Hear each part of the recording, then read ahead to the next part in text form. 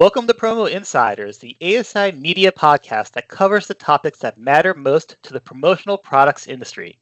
I'm C.J. Mittica, and today I'm joined by ASI Executive Editor Chris Ruvo to discuss the issue that has thrust promo companies and industries all over into uncertainty and turmoil. Of course, I'm talking about tariffs. We'll cover the latest developments, the impact on promo companies, the potential for price increases, and what's potentially still to come. Well, Chris, thank you for joining me today. Is it true that in the past 2 weeks you've been recovering from a severe case of whiplash from all the executive orders and new legislation that's been coming out from the Trump administration? It's been a very wild news cycle. I've been in journalism for almost 20 years, and it's one of the more wild ones I've seen. Yeah, and look, we've been both in ASI for a while. We worked together through the first Trump administration, and I feel like it's just been that, but taken to just a complete another level during this time period. Yes, it's I think you said it well. It's just the amount of things coming out and their potential significance if they do all remain on the books is a lot, and there's a lot of complication tied to it and a lot of implications for global trade and in our economy. Yeah, for sure. And look, this topic, the rate at which the Trump administration is moving is so fast that things are just changing by the day, by the hour. And right now we're recording. It's Wednesday, February 12th, a couple days after the Eagles won the Super Bowl. Just had to put that in there. And it's very possible that when we publish this podcast tomorrow, that things will have changed again. So really, like you've been doing a tremendous job, Chris.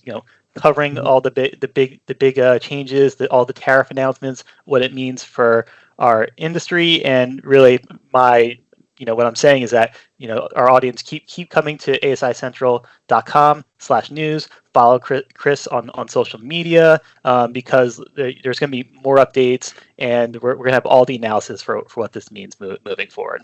Thank you. So today, we're going to just do it in sort of a recap format because there's been so much going on, and tariffs have been so monumentally interesting of interest to our industry.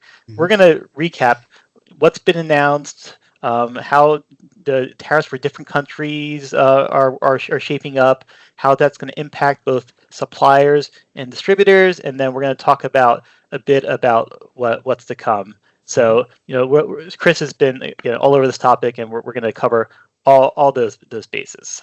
And the first thing, Chris, that I just want to start off with, we're gonna break this down just by country because it's so convoluted. It's just easier to just look at it on a country by country basis. Sure. And first, I just want to start with China because that's the biggest country, the biggest topic. It's where 90% of the products in the U.S. pro industry come from. So, what's the latest with tariffs as it pertains to China? Sure. So as things stand today, the executive order that the president passed at the outset of February, it remains in effect. And what that order does is it placed an additional tariff of 10% on China-made goods coming into the U.S. There was already tariffs. It's not a tariff of 10%. It's an additional 10% on top of tariffs that were already in place on China. China has responded not in kind, so to speak, but China has responded by placing tariffs on a limited number of U.S. exports. Certain things like oil, larger trucks, automotive, stuff like that. They've also taken other kind of countermeasures, like limiting how much certain metals that are raw materials that are important for technology production, like how much those can be exported. And that's all kind of was like a fairly reserved response from China to just say, hey, if you leave these tariffs in place, we have things that we can do to hurt you too. But as of right now, there's these 10% tariffs. We have now imposed this additional 10% tariff on goods coming into the United States from China. I think everybody knows this, but maybe not.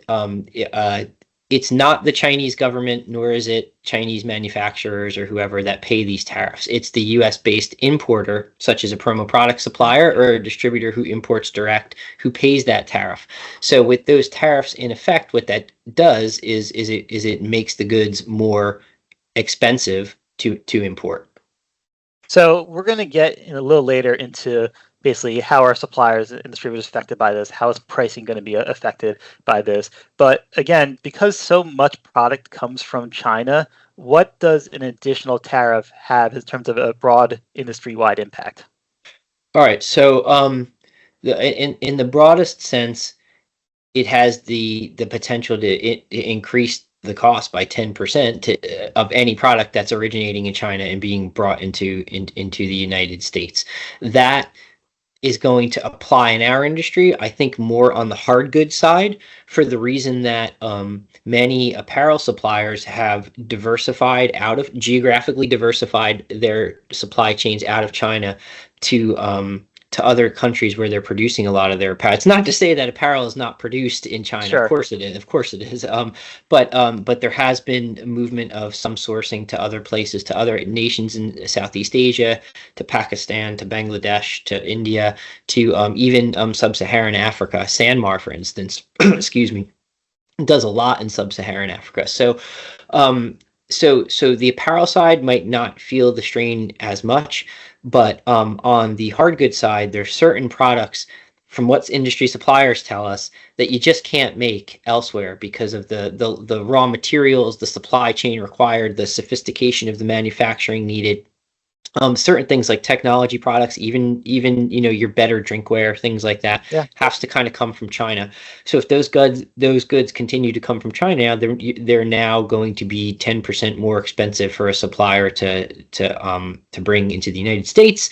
That ultimately can have cost impacts. They have to decide whether they want to or can eat that cost or pass it on to the distributor.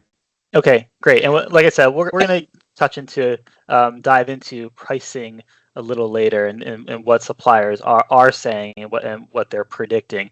Let's shift the focus in terms of countries. Let's go to Mexico and Canada. And so for those who don't know, they are two of the three biggest trading partners for the U.S. What has Trump announced in terms of tariffs as it pertains to those two countries, and how has it changed? Yeah, so that's part of what I think you were referencing at the beginning, to say how crazy it's been and how things have changed, because at the same time that the president put the additional tariffs on China in place, he also enacted tariffs of 25%, basically across the board, on any imports coming to the United States, excuse me, from Mexico or Canada. He subsequently, I think it was a day or two later, suspended those tariffs for at least 1 month. The reason, I should have stated this at the beginning, sorry. The reason the president says that he's putting these tariffs both on China and Mexico and Canada is he wants them to do more to stem the flow of illicit drugs into the United States, like fentanyl in particularly. And then, excuse me, as far as Canada and Mexico are concerned, he wants them to do more to control illegal immigration into the United States. So that's some of the stated reasons for it. I bring all that up now in relation to Canada and Mexico because the other day the president indicated that he did not feel Canada and Mexico were yet doing enough and taking enough concrete actions to justify him holding back on implementing those tariffs on March 1st. So he suspended the tariffs for a month. They go into effect March 1st unless he issues another order to say otherwise. And as of right now, he's saying he does not have the intention. Now, of course, I don't know what his mind is if that's a negotiation tactic or to accelerate action on the part of the Mexican and Canadian governments. But as of right now, he's not satisfied. So we could potentially be looking at those 25% rates going into effect. Okay, and you mentioned this. I think it's important to talk about this, at least make it clear at this point of the conversation.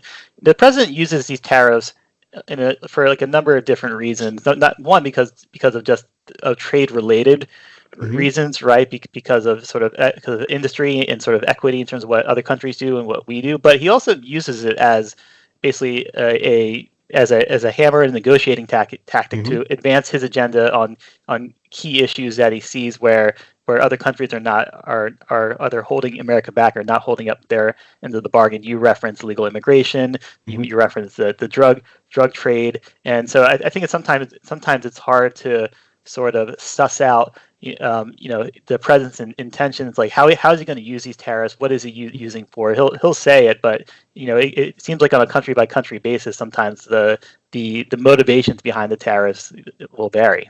Yeah, I think you're right. I do think a fundamental purpose of it too is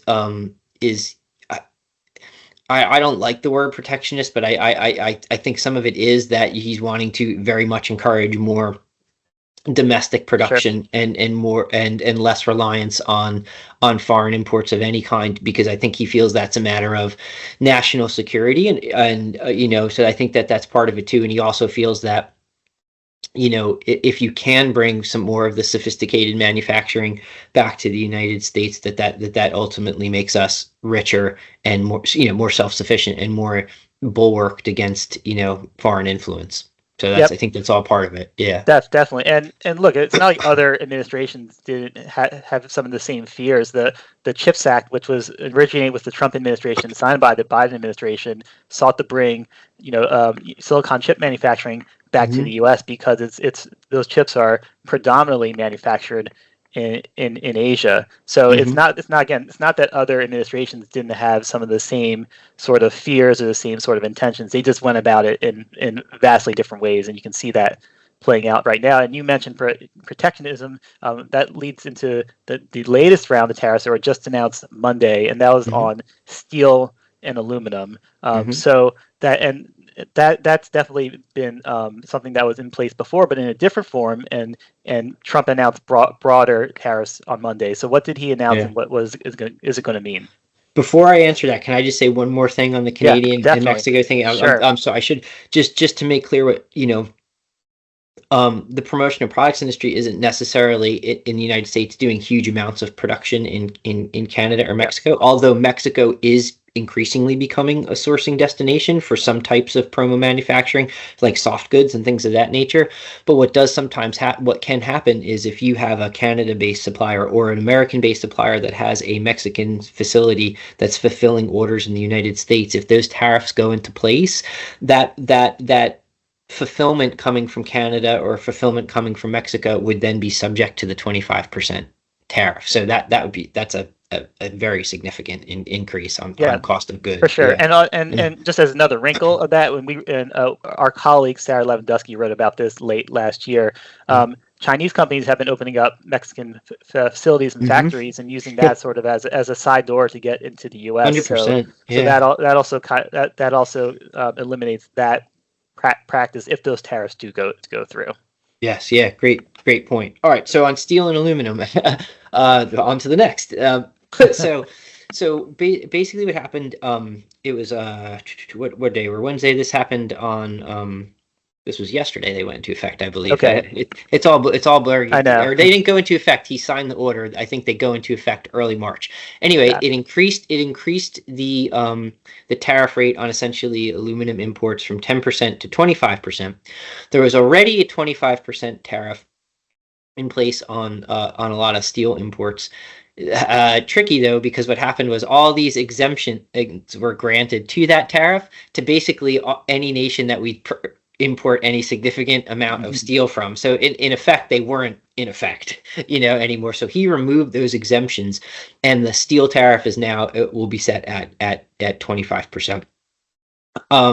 Things are happening so quickly that suppliers in our industry are still trying to determine, as we sit here today, if that hike in steel and aluminum tariffs is going to directly impact them. Some are hopeful that there's a thing called harmonized tariff codes. I think I'm saying that right.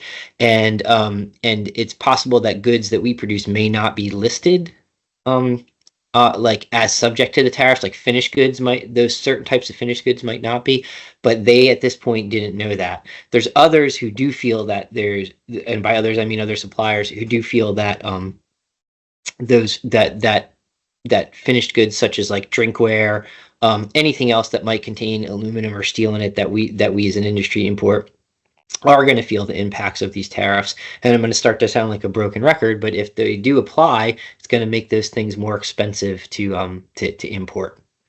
Yeah, and also worth noting, the promo industry is not the only industry that is just completely trying adrift and trying to get its bearings with all these changes. If you think about the automotive industry, for example, many companies, including U.S. Auto manufacturers, manufacture cars in Mexico, so you got that angle.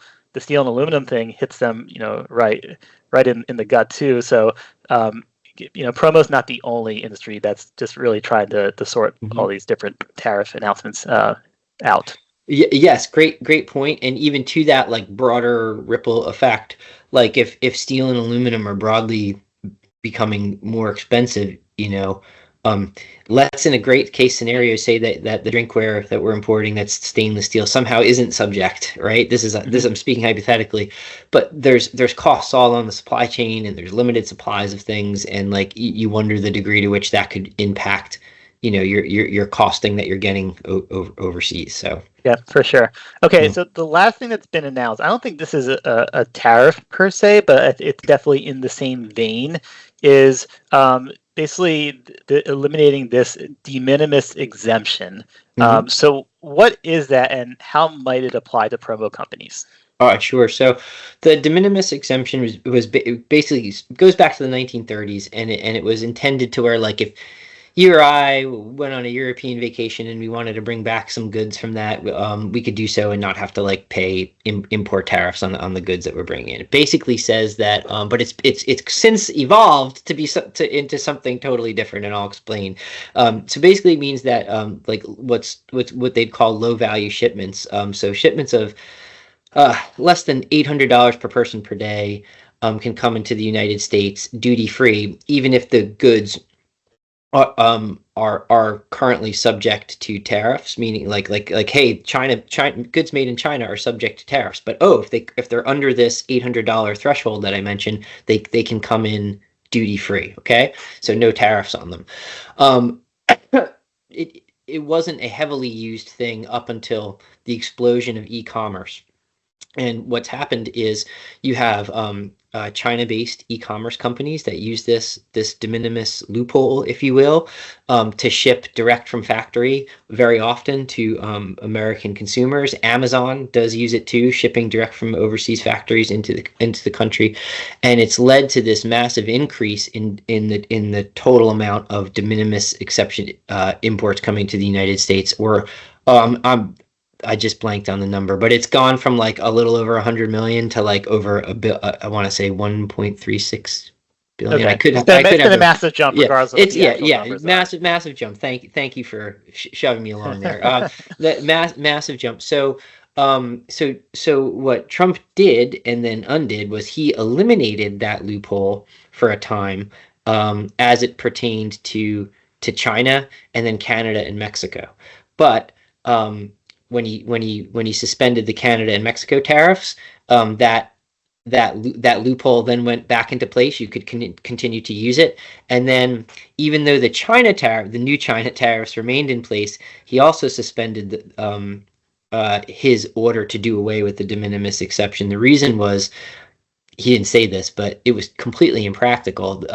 Customs and Border Protection agents were not prepared to handle what was going to be this massive influx of packages and parcels they were now going to have to inspect and assess duties to, and everything like that. So he suspended it, quote, to such a time that they're ready to handle the influx of packages. Now, from a promo perspective, suppliers generally aren't using that exception because it doesn't make a lot of practical sense. They're importing in larger quantities and in larger numbers to fill up their stock.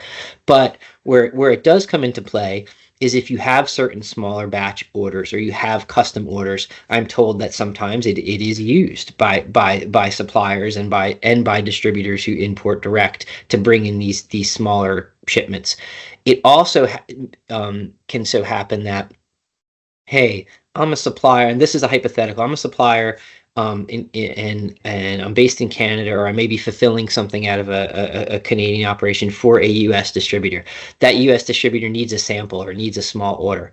If that de minimis exception was done away with, you'd have to pay a tariff on that sample. You ship from like Thunder Bay, Ontario to Detroit, Michigan, or whatever it might be. You know what I'm saying? So while the de minimis thing maybe is not as wide reaching for our industry, it can absolutely impact us directly in that way. And just as is the case with the tariffs more broadly, there's ripple effects through industry. Like the automotive industry ships low value shipments all the time, like parts and things of that nature from like Mexico to the United States for finishing and stuff like that. All those parts would suddenly become much more expensive. Now you're eating into the budget and margins of the automotive industry. Well, I'm a distributor that serves a lot of automotive clients. How's that going to affect me? That's cutting into their cash flow. So there's this whole ripple effect of how it could potentially matter. Okay, great. So deep breath. That was a lot of information. There'll be a quiz at the end for all our viewers. Make sure you got all that. Yeah. So and like as we said, it's changing by the day. There's still a lot of twists and turns, perhaps yet to come, but that's where things stand currently. Okay, so let's shift gears. And we've talked about the announcements from the administration, and we have talked about some of the potential impact on promo companies, but specifically as it pertains to suppliers. What have they been saying, especially about pricing?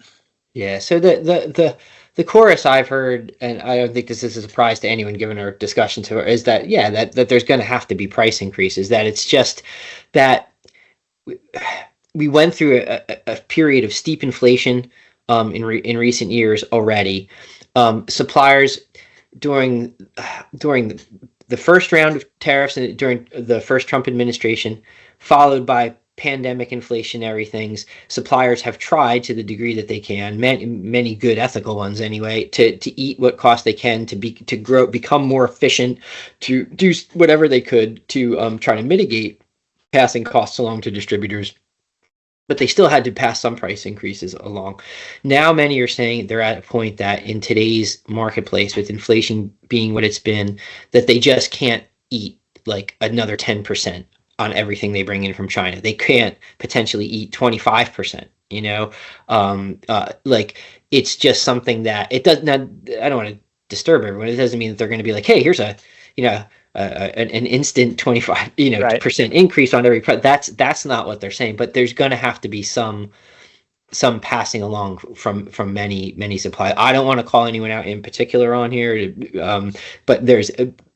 but many of the suppliers that I've talked to, and they're well-known industry names, particularly on the hard goods side, are saying that that if this continues and the tariffs aren't suspended, that there's going to be price increases. It's just inevitable. Right, and there have been price increases over the past say few years. I get pandemic and post-pandemic. Suppliers have had a lot of say economic and business pressures, and they've tried to hold where they can, but they've had to pass some costs along. Things cost more. We all know that because of the way inflation has increased the past few years, and customers and buyers have been sort of pretty understanding of that, and I think distributors have been too. It'll be interesting to see in this moment, because it's kind of been like a shock to the system, right? So how steep are those price increases? How quickly are they occurring? How willing are end buyers to swallow those costs if everything else they're purchasing in their lives cost more too? I think there's all these additional factors that make this a little bit more of an unknown compared to where price increases have been the past couple of years. Yeah, I think you're 100% right. And just adding to another variable is there's some suppliers that I think that are say, hey, what I have in warehouse in the United States right now is stock that I brought in prior to the implementation of these tariffs. I'm going to sell through at my current pricing because I didn't have to pay a tariff. But as I get the next round in, that's what I'm going to, if those tariffs are in place and I'm importing under those tariffs, that's what I'm going to start to pass along.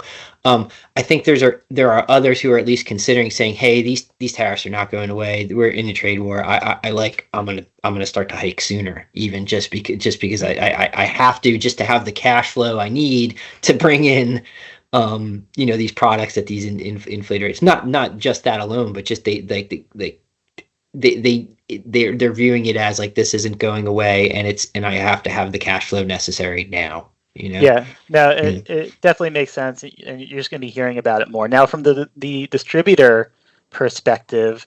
Do you have a sense? Are they talking to clients about this, or should they even be like? How do you think they should be handling Yeah. this moment in time?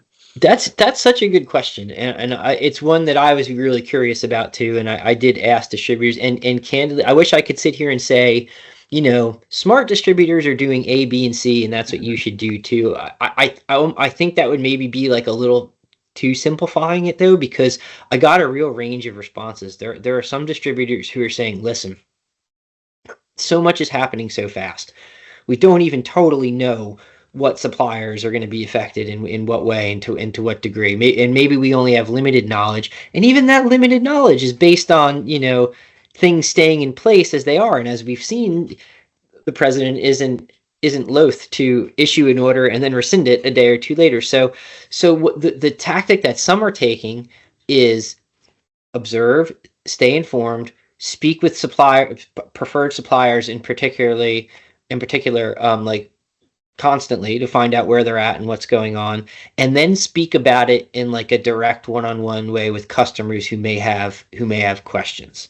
There's others who are taking a different approach where they're writing blogs about the situation and what it's going to mean. They're putting out, email marketing would be the wrong term, but email communications to their customers about, hey, this is what's going on and this is what's coming.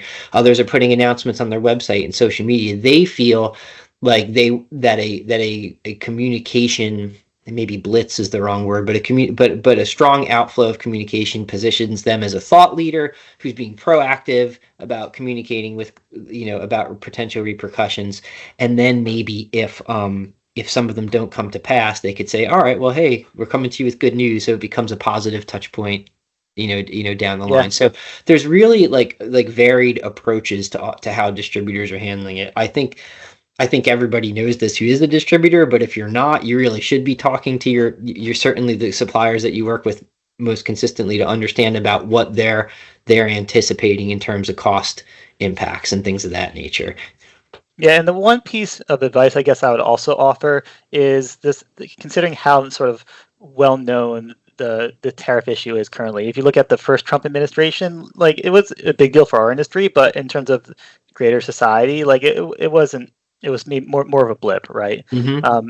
Post-pandemic with supply chain issues, that's something that everybody knew about because Totally. it was impacted in so many ways. And I think now, it might have been easy to say, look at tariffs and say, oh, this is just a business or an industry issue. This isn't a mainstream issue. But again, if costs are going to go up on a lot of products, that's something that I think and the media is going to cover that in in a high profile fashion. I think that's something that a lot of people are going to know about outside of this industry, and maybe because of that, it might be better just to check in with your clients, just to explain your role and how the promotional products might be impacted. Just my 2 cents. Yeah, absolutely. I have no argument against that. I'm not saying I know what the right thing to do is. That's for Yeah, sure. I mean, no, it's hard to have firm answers right now. Yeah. Couple more questions, Chris. This question's maybe a little more long range, but do you think, based on these early actions of the Trump administration, that promo companies, especially suppliers, are going to reconsider where they're sourcing their products from? Yeah, I think that's something that's been going on for years anyway. Like we've written about it quite a lot. Like where suppliers have tried to, at the very least, have what I'd call redundancy. So hey, they may their main partner may be in China, but they can also produce certain things in India or Pakistan or wherever it might be. I'm just throwing those countries out there. Like as well. I do think we will continue to see that geographic sourcing diversification, particularly as it pertains to apparel, because even though China labor rates are not anywhere near what they are in the United States, they have come up, and apparel is a very labor intensive production. Like you need people basically to make apparel. So apparel production tends to chase cheaper labor markets. So that's happened with our industry as well as with retailers and fast fashion and all that. So I do think you'll continue to see that movement away from, say, China to other countries and a greater spreading out of apparel production. I think from what I should say, from what I've heard from supplier executives who are much smarter about this kind of stuff than I'll ever be, they say that at this point in time, it, even though you want to move some production out of China, and even though you can with certain categories, there's certain hard good categories, like I said, that you just can't get elsewhere because nothing matches China's infrastructure, access to raw materials, manufacturing capabilities, and sophistication of manufacturing. So I think there will continue to be movement to other geographic markets. I do still think that with a lot of categories for our industry, that China will remain kind of dominant. Yeah, makes a lot of sense, and I would tend to agree. We've asked a question in our annual State of the Industry survey as it pertains to this, and it's basically the question we ask is, this is of suppliers. In the last 12 months, have you actively explored new countries for sourcing of products due to the uncertainty about the trade situation with China? And it's gone down the past 3 years. So in 2021, when the supply chain was real issues were really ramping up, it was 25%. A quarter of suppliers were strongly agreed in saying they were looking for it. And then it dropped the next 2 years. It was 18% in 2022 and 16% who strongly agreed with that statement in 2023. And the way that I've described it to people is that it kind of went from, yes, we must get out of China to, yeah, it'd be nice to get out of China, but things aren't that bad, and you'll get to it at some point. It'll be interesting to see the impact this year because, again, with the urgency dialed up, is that going to start forcing companies' hands to really accelerate their timeline if they do want to get out of China? Yeah, I think it's great. I mean, I'd hypothesize there would be more saying that they want to. I think even some of the reason we saw that number come down is some might have said, "Hey, I kind of did what I could do." You know, I'm not like even looking to do because I just kind of did it. I think we'll maybe see more interest. I think some of that is limited, will be limited by the practicalities of it because supply chains don't move overnight, and you need to make sure you're partnering with like good, like legitimate factories. You know, you can't just go anywhere for these things.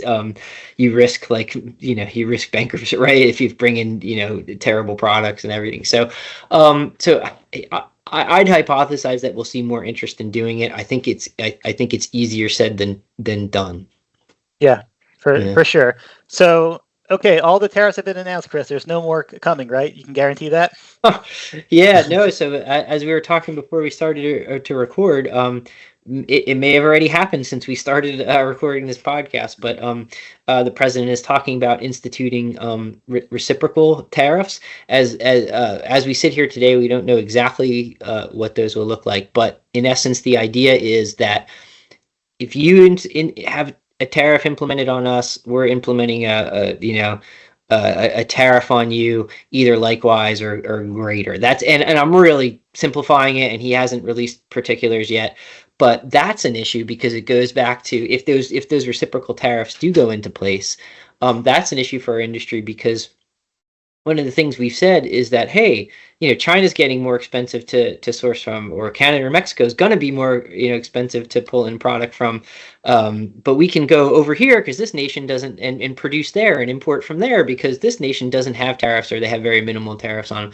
That might change depending on the nature of the reciprocal tariffs because places like India comes to mind. India has pretty stiff. It's tough to export to India. They have high tariff rates there to protect their industry. So if reciprocal tariffs match that, boy, it's going to get more expensive to source from India too, right? Where we've seen some apparel production and even some tech product production move. So it's just another variable going on this use of tariffs basically. Right, and a couple things to note about this. This is something that the Trump administration has said they've been working on, and that they're prepared to announce at any moment. Some of the devil might be in the details, because there's different strategies of how they could do this. So they can just do it on a country level, which is saying that this country has 10% tariffs against us. We're going to levy 10% tariffs against them. they could do it also by product level, so by country. So with that country, instead of saying to say blanket 10% tariffs, they could drill down and do it based on the different levels of tariffs based on the products that they put those tariffs on, and it can even go further down from there. So that remains to be seen. If you take sort of just the average tariff level, the U.S. So right now, I think U.S. tariffs countries about 1.5% on average. But if they matched like all the what countries in the world have as tariff rates on American goods that they import, the rate would increase to nearly 5%. So that's just sort of like an average ballpark of what it might be. But again, it really depends on how the Trump administration goes about this. Yeah, I think you said it. I think you said it right there. We'll just need to see what the particulars are. Some people are saying that this is almost good news because the president had talked about blanket tariff, right? Like, hey, any import 10 to 20%. So this wouldn't be quite as sweeping in harsh terms for our industry, harsh as that, but it still stands to be impactful, and it still stands to potentially kind of, as you alluded to, like lessen some of the cost savings that you might realize by sourcing from one country as opposed to another currently. Yeah, so a lot still to be determined, and again, we've been in the throes of these tariffs for a good couple of weeks now when things have been announced. Chris, are there any parting thoughts that you wanted to leave our viewers and listeners with? I would just maybe like just a word of encouragement, like hang in there. I think it's important to stay informed, but to not panic. I think that like it still, I think it still remains. I do think the China tariffs are going to stick around. I do think some of the other things that have been discussed might be negotiating tactic, even if they're longer play. But I don't know that. I would say the most important thing is to just understand what's going on without panicking, seek solutions where you can, and for suppliers and distributors to keep those lines of communication open to best serve the end user with, we want our medium to stay relevant. I don't think even with prices increasing that we're going to get so out of control that people are going to stop mass level stop buying merch, but I think the sale might become a little bit more consultative, and even than it has already become. So that's just some thoughts.